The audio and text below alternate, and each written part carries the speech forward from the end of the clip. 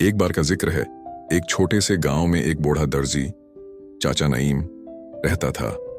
वो बहुत मेहनती, ईमानदार और खामोश तबा इंसान था। उसकी दुकान पर लोग कपड़े सलवाते थे, लेकिन अक्सर पैसे देना भूल जाते या टाल देते। चाचा नईम ने कभी शिकायत नहीं की। वो कहा करता, जो देगा वही लेगा, नियत पाक हो तो रोजी कहीं से भी आती है। गांव के बच्चे चाचा को बहुत पसंद करते थे।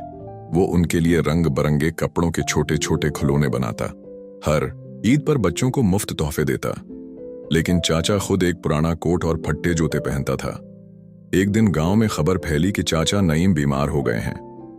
सब लोग उनकी अयादत को जाने लगे, लेकिन अफसोस, ज्यादातर लोग बस ये पूछने आए कि अगर कुछ हो गया तो दुकान किसको मिलेगी।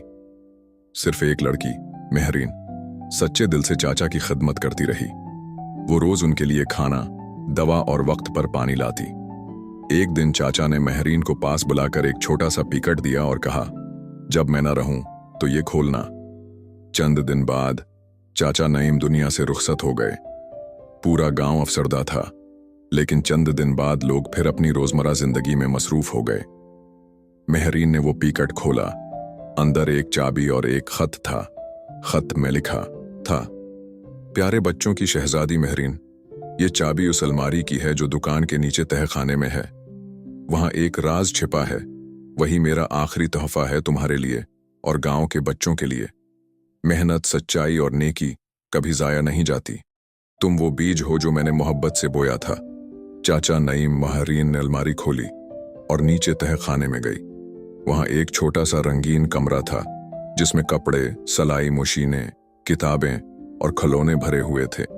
साथ एक नोट था, ये सब अब तुम्हारे लिए है, ताकि तुम बच्चों को सिलाई सिखाओ, मोहब्बत बांटो और वही रोशनी बनो जो तुम्हें मुझसे मिली थी। मेहरीन ने वही किया। कुछ ही उर्से में वहां चाचा नईम एकेडमी बन गई, जहां हर बच्चा मुफ्त सीखता, हंसता और अपनी दुनिया खुद बनाता। अगर आपको ये कहानी पसंद आई तो लाइक करें, शेयर करें और सब्सक्राइब करना मत भूलिएगा। आपके एक सब्सक्राइब से एक बच्चे की जिंदगी बदल सकती है।